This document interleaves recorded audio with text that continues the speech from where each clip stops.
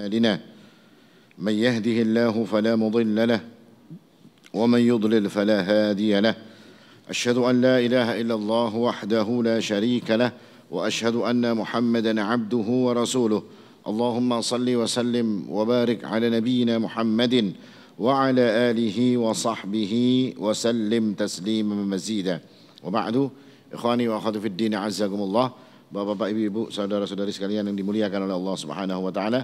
Alhamdulillah, kembali kita bersyukur kepada Allah Subhanahu wa taala atas nikmatnya yang menjadikan kita bisa bertemu di tempat yang mulia ini dalam rangka kajian kitab Riyadhus Shalihin, di mana kita telah masuk pada bab ke-33.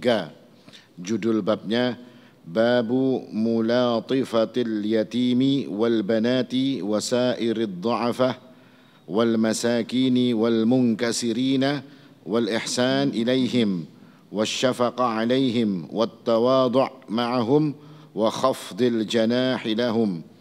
Bab bersikap lemah lembut kepada anak yatim dan juga kepada anak-anak perempuan dan kepada seluruh orang-orang yang lemah, wal masakin, dan juga orang-orang miskin, wal munkasirin. Al munkasirin ini orang yang sedang patah hati, atau artinya orang yang sedang hatinya gundah, hatinya sakit, maka ini disebut al munkasirin. Wal ihsan ilaihim, dan berbuat baik kepada mereka dan bersikap lembut kepada mereka, serta tawadhu', merendahkan hati kepada mereka, wa khafdil janah, dan juga intinya bersikap baik, merendahkan diri kita, atau bukan merendahkan diri, merendahkan hati kita di hadapan orang-orang yang seperti ini. Dan ini adalah perkara yang merupakan ajaran agama Islam. Agama Islam itu agama yang rahmat, agama yang menyuruh seseorang untuk berkasih sayang antara yang satu dengan yang lain. Dan kalau kita lihat judul dari bab ini tadi, Rasul SAW memang menyuruh kita untuk berkasih sayang, untuk menyayangi, untuk memperhatikan anak-anak yatim. Bahkan Nabi SAW pun adalah anak yatim. Dan Allah Subhanahu wa taala juga memberikan keutamaan pada orang-orang yang memelihara atau memperhatikan anak yatim. Dan juga wal banat, anak-anak perempuan. Karena dulu di zaman jahiliyah anak-anak perempuan ini adalah tidak diperhatikan. Mereka tidak diutamakan oleh bapak-bapak mereka karena mereka dianggap adalah anak perempuan yang tidak mungkin akan bisa mengangkat nama keluarga. Karena perempuan adalah perempuan menurut mereka. Tapi Islam datang dengan agama yang rahmat ini tadi, merubah semua itu dan mengatakan bahwasanya ada keutamaan-keutamaan yang dimiliki anak perempuan yang justru tidak dimiliki oleh anak-anak laki-laki. Dan juga Islam mengajarkan kepada kita untuk berbuat baik juga, untuk rahmat juga kepada orang-orang yang lemah, orang-orang miskin, berbuat baik kepada mereka dan merendahkan hati kita di hadapan orang-orang yang seperti ini. Kenapa ini selalu diperintahkan oleh Islam? Karena sesungguhnya orang-orang ini justru orang-orang yang terpinggirkan, orang-orang yang tidak diperhatikan. Maka Islam datang untuk menyuruh umatnya memperhatikan orang-orang seperti ini. Apa balasan yang akan diberikan oleh Allah Subhanahu wa taala ketika seseorang memperhatikan orang-orang lemah, orang-orang miskin, anak-anak yatim? Maka Allah menjanjikan untuk orang-orang seperti ini Allah akan berikan surganya. Artinya Allah katakan dalam surat Al-Insan, innal abrara yashrabuna min ka'sin kana mizajuha kafura. Sesungguhnya orang-orang al-abrar, orang-orang yang berbuat baik, orang-orang yang saleh, orang-orang yang perhatian dengan ajaran agama Islam, yashrabuna min ka'sin kana mizajuha kafura. Mereka akan minum dari gelas-gelas yang minuman mereka itu bercampur dengan sesuatu yang bernama kafur. Kafur ini kata para ulama, minuman tapi rasanya dingin. Kana mizajuha kafura, ainan yashrabu biha ibadullahi yufajjirunaha tafjira, yufuna bin nadri wa yakhafuna yawman kana syarruhu mustatira. Dan ayat ini juga dijelaskan bahwasanya al-abrar ini apa sifat mereka? Wa yut'imuna at-ta'ama ala hubbihi miskinan wa yatiman wa asira. Mereka ini memberikan makanan, mereka ini memberikan sesuatu yang mereka sukai kepada siapa? Kepada anak-anak yatim. Anak-anak yatim yang diberikan oleh mereka ini. Wa miskinan, dan juga orang-orang miskin. Bahkan mereka memberikan kepada tawanan-tawanan perang berupa kebaikan. Nah, inilah ihsannya agama Islam. Kebaikan daripada agama Islam yang menyuruh manusia untuk berbuat baik kepada siapapun. Artinya tawanan perang, kalau namanya tawanan perang itu berarti apa? Musuh. Kalau tetap disuruh berbuat baik, tetap tawanan perang itu diposisikan untuk diberikan sesuatu yang kita suka kepada mereka. Tidak boleh yang namanya tawanan perang terus disiksa, dikurung, penjaranya berdiri aja kadang kala duduk, atau berabah aja kadang kala berdiri. Tidak bisa di dalam Islam seperti itu. Tapi tetap mereka diperlakukan dengan baik, dan inilah yang menunjukkan rahmatnya agama Allah Subhanahu wa taala. Dan kita bersyukur kepada Allah Subhanahu wa taala bahwasanya Allah menjadikan diri kita ini orang-orang yang bisa mengerti Islam, memahami Islam, dan yang penting adalah punya kemauan untuk mempelajari apa-apa yang terdapat di dalam Islam. Artinya kalau ada orang hatinya keras, hatinya tidak rahmat, hatinya tidak ada rasa kelembutan, maka orang-orang seperti ini perlu bagi mereka untuk lebih dekat lagi kepada Islam, kepada ajaran Islam, agar menjadikan hati-hati mereka ini menjadi hati-hati yang lembut. Ini gambaran daripada judul yang disebutkan oleh Al-Imam An-Nawawi rahimahullahu ta'ala. Lalu kita masuk kepada hadis yang pertama. An Sa'ad bin Abi Waqqas radhiyallahu anhu qala kunna ma'an Nabi sallallahu alaihi wasallam sittata nafar. Sa'ad bin Abi Waqqas mengatakan bahwasanya kami bersama Rasul sallallahu alaihi wasallam itu ada sekitar 6 orang bersama beliau. Faqala al-musyrikuna lin-nabi. Lalu orang-orang musyrik itu datang kepada Nabi dan mereka mengatakan, utrut haula'i la yajtari'una alaina. Wahai Muhammad sallallahu alaihi wasallam, kata mereka, usir orang-orang miskin ini, karena mereka ini nanti akan bisa mengganggu pembicaraan kita.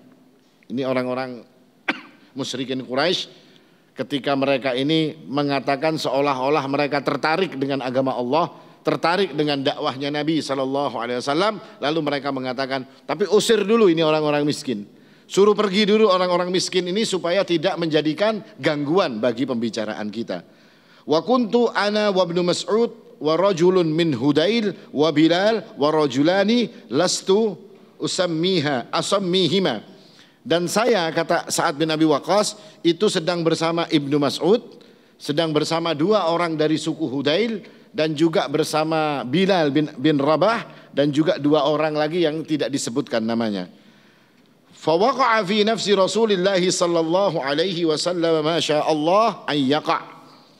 Lalu di dalam diri Nabi sallallahu alaihi wasallam itu timbul sesuatu perasaan yang pikirannya Nabi sallallahu alaihi wasallam yang ada di dalam hatinya. Beliau itu seolah-olah mengatakan, bujur jua lah jar bubuhannya yang orang top-top ini tadi. Orang musyrikinnya ini orang-orang hebat.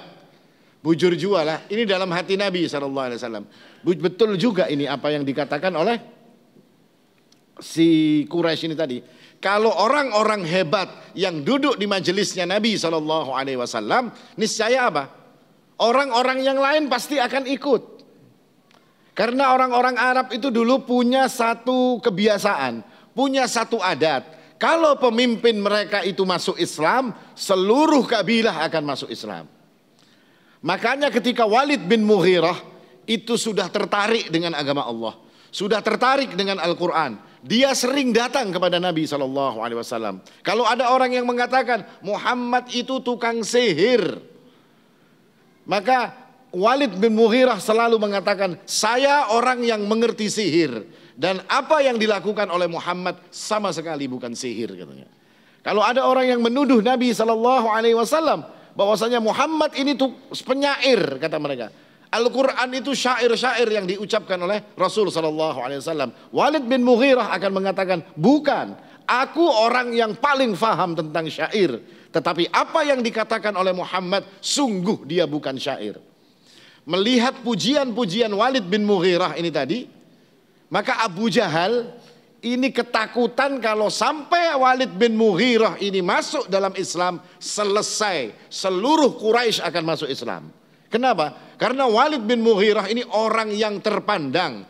Dia adalah orang yang disebut Al-Wahid. Jadi satu-satunya kata orang Quraisy. Kenapa dia disebut satu-satunya? Karena dialah orang yang berani untuk membongkar Ka'bah, untuk dipugar. Itu Walid bin Mughirah. Artinya orang ini orang hebat.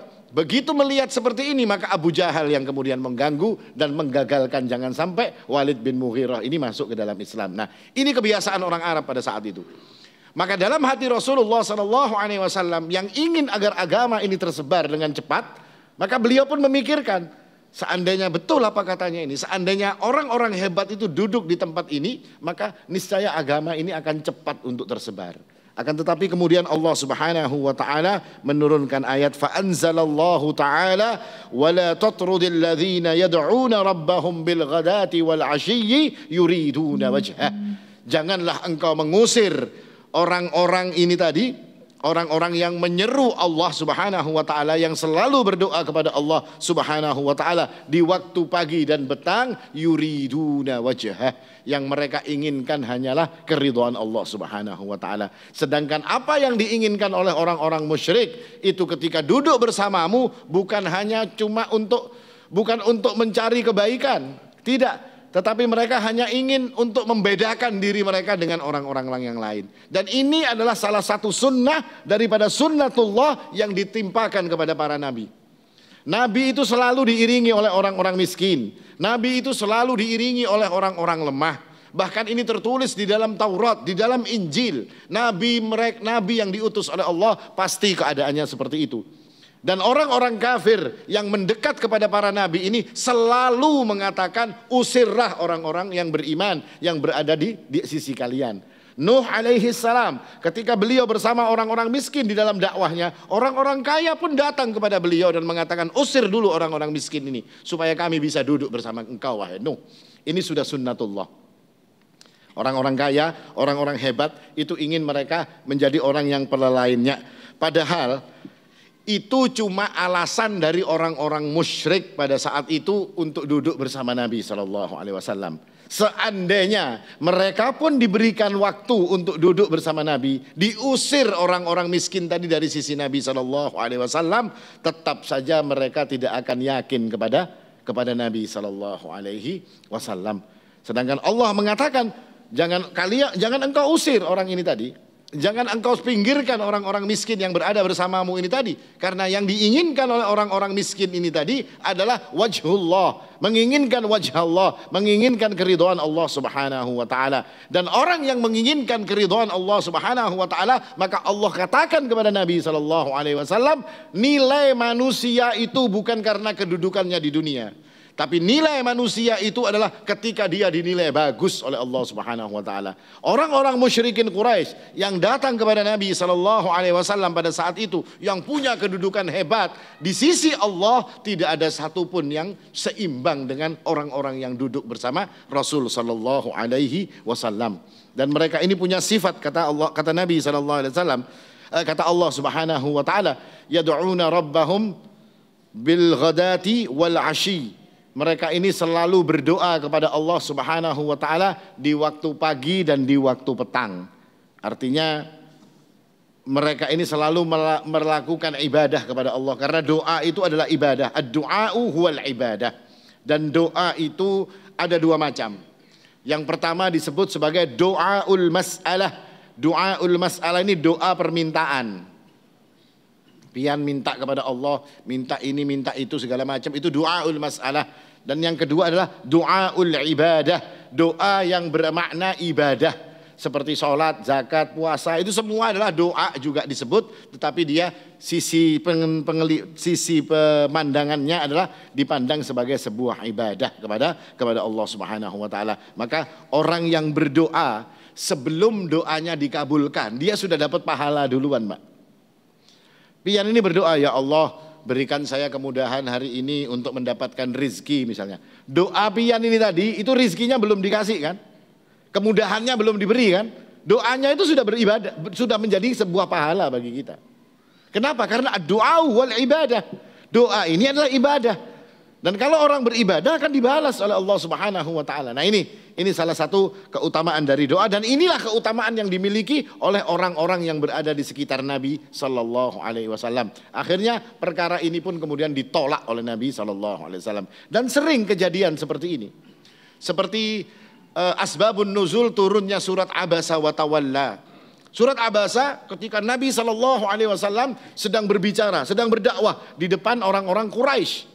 Pembesar-pembesar Quraisy didakwahi oleh Nabi. Lalu datang Ibnu Ummi Maktum, seperti cerita yang sudah masyhur. Datang Ibnu Ummi Maktum dalam keadaan orang buta pakai tongkat. Maka Nabi pun kemudian abas. Wajah Nabi berubah karena merasa tidak senang dengan kedatangan Ibnu Ummi Maktum yang dianggap oleh Nabi sallallahu alaihi wasallam sebagai sebuah gangguan bagi diri beliau ketika menyampaikan kepada orang-orang kaya. Tapi apa yang terjadi? Allah Subhanahu wa taala menegur beliau, dan Allah puji Ibnu Ummi Maktum. Dia adalah orang yang takut kepada Allah Subhanahu wa taala, mengharapkan kebaikan di sisi Allah, sedangkan orang-orang kafir, pembesar-pembesar tadi itu belum tentu menjadi orang-orang yang takut kepada Allah Subhanahu wa taala. Maka kata Syekh Muhammad bin Saleh, wa yustafadhu min hadzal hadits anna al-insana yanbaghi lahu an yakuna julasa'uhu min ahli al-khair alladziina yad'uuna Allah sabahan wa masaan.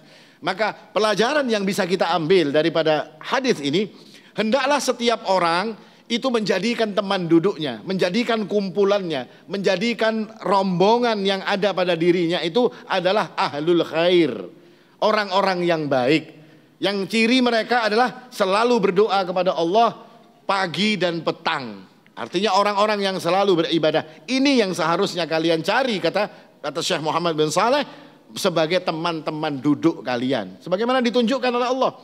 Ketika teman duduknya ini orang-orang miskin, orang miskin yang ahli ibadah, mencari keridhaan Allah Subhanahu wa taala. Nabi sallallahu alaihi wasallam menginginkan agar orang-orang kaya itu duduk bersama beliau sallallahu alaihi wasallam, karena akan mendapatkan kemudahan-kemudahan. Kalau kita ini duduk lawan orang kaya itu akan dapatkan kemudahan. Ini menurut beliau sallallahu alaihi wasallam, tapi tidak, kata Allah Subhanahu wa taala. Karena kemudahan itu miliknya Allah. Kemudahan itu semuanya miliknya Allah. Apa yang akan dijadikan oleh Allah mudah, dia akan mudah. Apa yang dijadikan oleh Allah sulit, dia akan menjadi sulit. Tidak tergantung daripada semua itu. Maka tetap disuruh kita memilih orang-orang yang menjadi teman duduk kita itu adalah orang-orang yang ahli di dalam kebaikan. Mau kaya, mau miskin, mau rendah, mau tinggi, mau apapun, yang penting ukurannya mereka adalah min ahlil khair, dari orang-orang yang suka melakukan kebaikan. Karena sebagian manusia, kata Syekh Muhammad bin Saleh, itu selalu menginginkan kedudukan, menginginkan untuk tampil, menginginkan untuk dilihat, sehingga dia pun duduk dengan orang-orang hebat.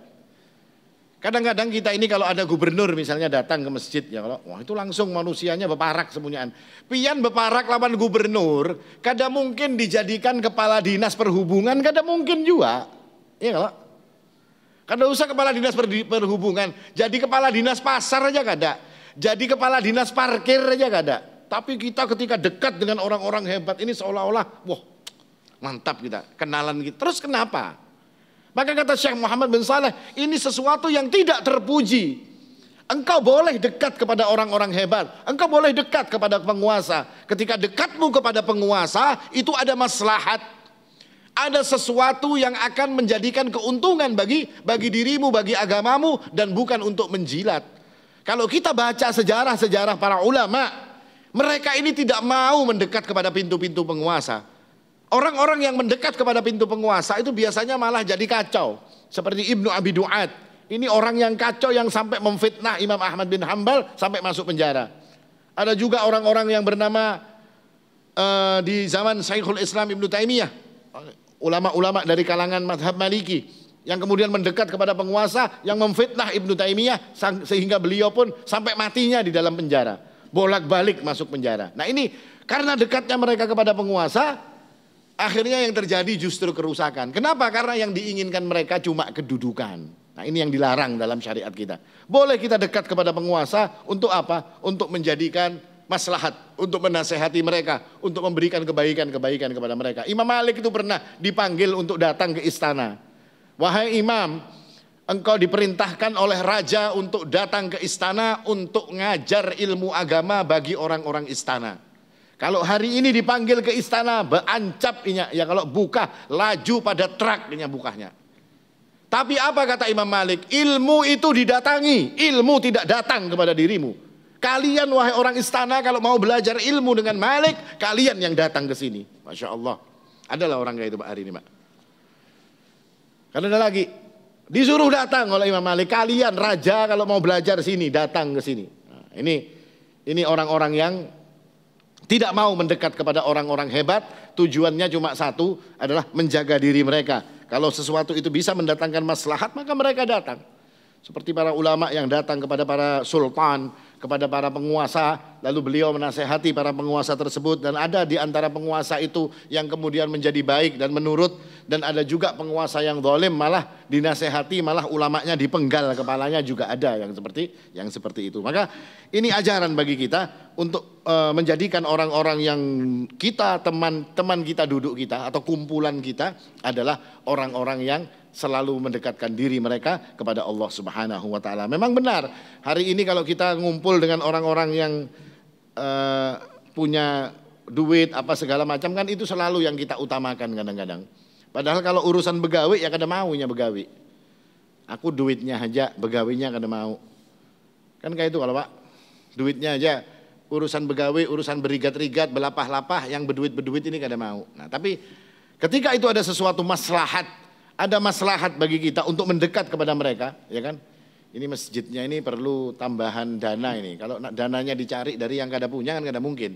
Ya kita dekati orang-orang yang punya uang tadi. Untuk apa? Untuk maslahat, untuk memperbaiki masjid ini. Kita ketuk hati mereka untuk menyumbangkan hartanya untuk kebutuhan-kebutuhan daripada ibadah-ibadah atau tempat ibadah kita ini. Nah ini salah satu hikmah. Dan ini diajarkan oleh Nabi Allah Subhanahu wa taala secara langsung kepada Nabi untuk selalu dekat kepada orang-orang yang miskin tadi, dalam keadaan orang-orang miskin tersebut adalah orang-orang yang selalu mencari ridhonya Allah. Karena nilai seorang manusia di sisi Allah, inna akramakum indallahi atqakum. Yang paling mulia di sisi Allah adalah orang-orang yang paling bertakwa. Ketika kita duduk bersama orang-orang bertakwa tersebut, maka kebaikan pula yang akan kita dapatkan. Kemudian hadis yang berikutnya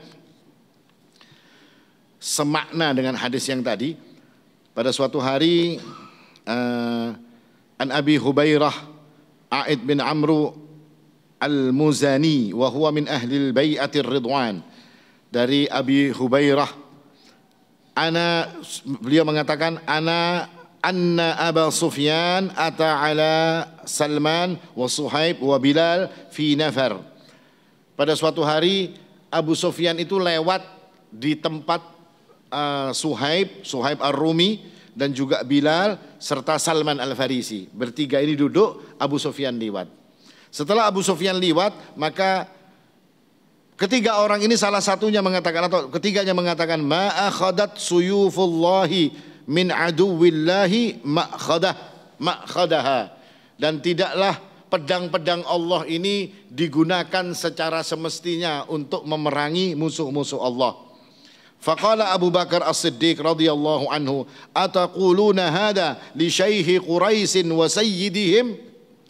Lalu Abu Bakar mendengar perkataan tiga orang bekas budak ini. Ini tiga-tiganya bekas budak. Salman Al-Farisi bekas budak, Suhaib Ar-Rumi bekas budak, dan Bilal bin Rabah juga bekas budak. Tiga-tiganya ini ngomong, ini pedang ini kok kada difungsikan sebagaimana fungsinya, ujar tiga orang ini tadi. Maka Abu Bakar pun mengerti tentang maksud mereka, lalu mengatakan, apakah engkau berkata seperti itu kepada Syekhul Quraisy, kepada orang hebatnya Quraisy, wa sayyidihim, kepada pemimpin orang-orang Quraisy. Ini Abu Sufyan, pemimpin besar orang-orang Quraisy. Lalu Abu Bakar pun datang kepada Nabi SAW dan mengatakan kepada Rasulullah tentang apa yang baru saja terjadi. Maka Rasulullah mengatakan, ya Abu Bakar, la'allaka aghdabtahum. Wahai Abu Bakar, tidakkah engkau menjadikan mereka orang-orang miskin tadi itu marah? Seandainya kata Nabi, lau kunta aghdabtahum laqad aghdabtallah, laqad aghdabta rabbak. Kalau kamu membuat orang-orang miskin itu marah, sama dengan engkau membuat marah Tuhanmu. Mendengar apa yang dikatakan oleh orang ini, Abu Bakar langsung balik lagi kepada 3 orang itu tadi. Lalu beliau berkata kepada 3 orang itu, ya ikhwatah, wahai saudara-saudaraku, aghdabtukum, apakah aku membuat kalian marah dengan perkataanku tadi? Maka mereka pun mengatakan, la yaghfirullahu laka ya ukhay. Tidak wahai saudaraku, semoga Allah mengampuni dirimu. Apa makna hadis ini? Ketika Abu Sufyan lewat, maka orang-orang bertiga ini tadi bekas budak. Ketika mereka masuk Islam, mereka ini disiksa. Mereka ini banyak mendapatkan siksaan yang menyakitkan pada diri mereka. Bahkan macam-macam. Ada yang Khabbab bin Al-Arat itu dipanggang, tapi tidak mati. Setelah orang-orang pernah menunjukkan, oh ini saya bekas disiksa seperti ini, orang bekas disiksa seperti ini, sahabat-sahabat ini menunjukkan kepada Umar bin Khattab bahwasanya bekas-bekas siksaan itu ada pada dirinya. Ketika Khabbab membuka belakangnya dan menunjukkan punggungnya kepada Umar bin Khattab, maka Umar bin Khattab pun kaget melihat luka yang ada di punggungnya Khabbab bin Al-Arat. Artinya dipanggang, pian kayak apa? Khabbab bin Al-Arat itu dipanggang sampai bara apinya itu mati sendiri dengan sebab dagingnya meleleh. Innalillah, sisanya yang luar biasa. Maka 3 orang ini mengatakan, ini pedang ini kok belum ditunaikan tugasnya semestinya lah. Kenapa mereka mengatakan seperti itu? Maksud 3 orang ini adalah untuk karena mereka ini dendam sekali kepada orang-orang kafir Quraisy yang menyiksa mereka. Sakit hati dan ingin membalas. Nah, bahasa kiasannya mereka mengatakan sesungguhnya pedang Allah belum digunakan sesuai fungsinya. Pedangnya Allah belum dijalankan sesuai fungsinya. Maksudnya apa? Maksudnya mereka mengatakan orang-orang kaya, orang-orang hebat dari kalangan Quraisy yang dulu menyiksa kami, yang dulu menyakiti kami, kalian ini belum kena lagi dengan pedang-pedangnya Allah. Belum dapat balasan atas apa yang kalian lakukan. Nah, perkataan ini didengar Abu Bakar. Abu Bakar marah kepada mereka dan mengatakan, kalian kok berkata seperti itu kepada pemimpin besar, kepada tuannya orang-orang Quraisy. Kenapa? Karena Abu Bakar mungkin menganggap orang-orang ini adalah orang rendah, orang-orang biasa. Sedangkan Abu Sufyan adalah orang hebat. Tidak selayaknya mereka mengatakan yang seperti itu. Tapi ternyata kata Nabi SAW, kalau Abu Bakar menjadikan orang-orang miskin ini marah, maka sama dengan Abu Bakar menjadikan Allah Subhanahu wa ta'ala marah. Kenapa? Karena 3 orang ini wali-walinya Allah. Orang yang selalu mendekat kepada Allah bil ghadati wal ashi. Di pagi dan petang hari selalu mendekat berdoa beribadah kepada Allah Subhanahu wa ta'ala. Dan Allah mengatakan, siapa yang menyakiti waliku faqad adantuhu bil harb. Berarti aku telah mengumumkan perang dengan orang ini. Mendengar yang seperti ini, Abu Bakar As-Siddiq begitu ketakutan. Dia takut kalau apa yang dia lakukan tadi menjadi sebuah dosa dan akan menjadikan dirinya nanti bangkrut di akhirat. Dia menyakiti hati 3 orang ini tadi. Dia takut menjadi orang muflis nanti di akhirat. Ketika semua pahalanya akan diambil oleh Allah dan diberikan kepada orang-orang ini tadi. Maka kemudian dia pun datang. Berbesar hati Abu Bakar datang. Merendahkan dirinya di hadapan budak-budak ini tadi. Di hadapan bekas budak ini tadi untuk meminta maaf. Dan beliau tanya, apakah saya membuat kalian marah? Maka para budak itu pun melihat ketinggian Abu Bakar. Kedudukan Abu Bakar yang begitu tinggi. Bahkan ada Bilal di sana. Bilal yang dibeli oleh Abu Bakar As-Siddiq seharga 10 dinar. Bahkan Umayyah bin Khalaf mengatakan, seandainya kamu tadi nawar 1 dinar saya kasih ini orang. Ditawar 10 dinar dan dibebaskan oleh Abu Bakar As-Siddiq.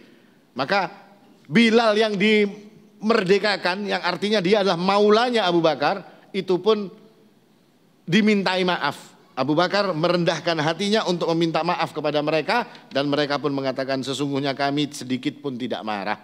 Sedikit pun tidak marah, dan semoga Allah Subhanahu wa ta'ala mengampuni engkau. Dan ini sifat waraknya Abu Bakar. Nah, ini yang kita jarang punya. Orang-orang hebat itu kalau sudah berurusan dengan orang miskin jarang minta maaf, Pak. Kenapa? Karena menganggap dirinya hebat. Siapa yang lebih hebat daripada Abu Bakar?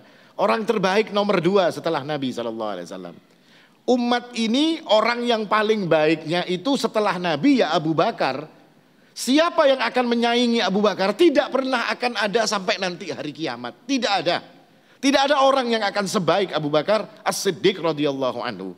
Sampai Nabi itu pernah mengatakan, semua kebaikan kalian sudah aku balas. Artinya kalau orang itu berbuat baik kepada Nabi, itu semua sudah dibalas oleh Nabi di dunia. Kecuali Abu Bakar, kata Nabi.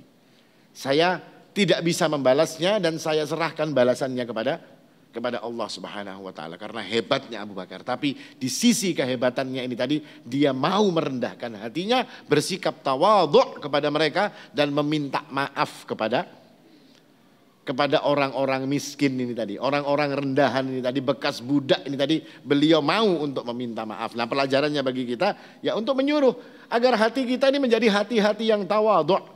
Tidak memperhatikan segala sesuatu itu berdasarkan ukuran kedudukan dan kekayaan serta kebesaran seseorang, tidak.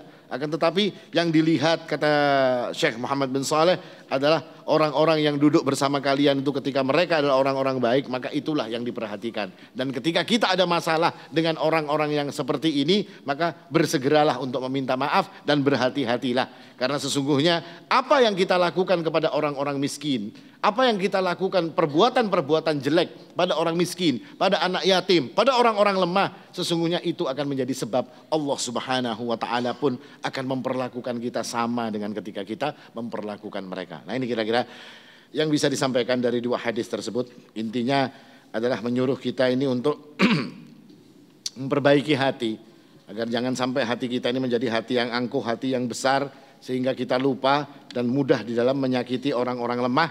Bahkan itu akan menjadi sebab Allah Subhanahu wa taala mendatangkan kemurkaannya kepada diri-diri kita. Kira-kira ini dulu yang bisa disampaikan. Mungkin ada yang ditanyakan atau cukup? Cukup aja Pak lah. Assalamualaikum warahmatullahi wabarakatuh. Waalaikumsalam.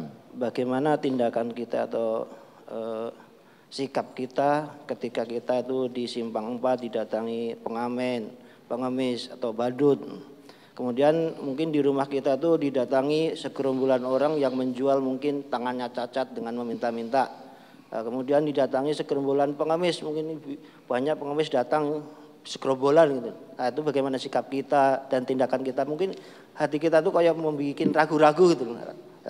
Ya, yang terbaik adalah ya diberi, meskipun kita tahu, karena nanti ada hadis setelah ini, ada hadis yang menceritakan tentang orang miskin. Orang miskin itu kata Nabi SAW bukan orang yang minta satu suap dua suap, tapi orang miskin itu adalah orang yang menjaga kehormatannya dengan tidak meminta-minta. Nah, itu salah satu. Nah, kalau kita tahu di masyarakat kita yang minta-minta ini kadang-kadang sugih pada kita, ya kalau Pak, iya lah Pak, sugih pada kita. Nah, itu karena apa? Karena minta-minta itu jadi pekerjaan. Apa yang harus kita lakukan? Kalau memang kita yakin orang-orang ini cuma potongannya aja minta-minta jadi pekerjaan. Kalau semua orang tidak ngasih orang seperti ini, kira-kira ini ampih Pak. Sudah banyak juga modalnya kan, asan begawe. Tapi kalau memang orang-orang itu memang terlihat sebagai orang-orang yang perlu untuk dibantu, maka keutamaan ketika kita membantu mereka. Datang misalnya tangannya cacat, menjual sesuatu, atau kadang-kadang ada orang tua, sudah tua mereka ini, tapi ta'affuf, menjaga diri untuk tidak minta-minta, akhirnya berdagang, berjualan apakah yang dijual oleh sidin ini. Nah, yang seperti ini kalau perlu kita beli. Meskipun kita itu tidak perlu barang sidin itu kada perlu, ya kan? Sidin ini menjual sesuatu yang kita tidak perlu barang itu tadi. Tapi sebagai bentuk kita untuk menolong dan menjadikan dia menjaga kehormatannya, kadang-kadang kita beli. Ini kadang-kadang kalau sudah lawan orang-orang top kita ini kada bertawaran, ya kalau sudah lawan orang kada basic, ditawarnya habis, dikariknya, diparahnya kanebonya sampai kering, ya kalau ditawarnya luar biasa. Padahal yang seperti itu kita tidak perlu untuk nawar-nawar, sudah sekalian kita membantu mereka agar tetap bisa menjaga kehormatan dengan tidak minta-minta. Tapi kalau orang minta-minta nang hari ini kebanyakan, ya kita tahu sendiri lah malah. Kita kawa mau ukur kira-kira melihat model-modelnya itu kayak apa. Kita juga yang bisa bersikap. Tapi secara umum yang namanya orang minta-minta itu sebuah kebaikan ketika kita memberi mereka. Nah, itu. Mudah-mudahan bermanfaat. Aqulu qawli hadza wal haqqu 'indallah subhanakallahumma bihamdik asyhadu an la ilaha illa anta astaghfiruka wa atubu ilaik. Tsumma assalamu alaikum warahmatullahi wabarakatuh.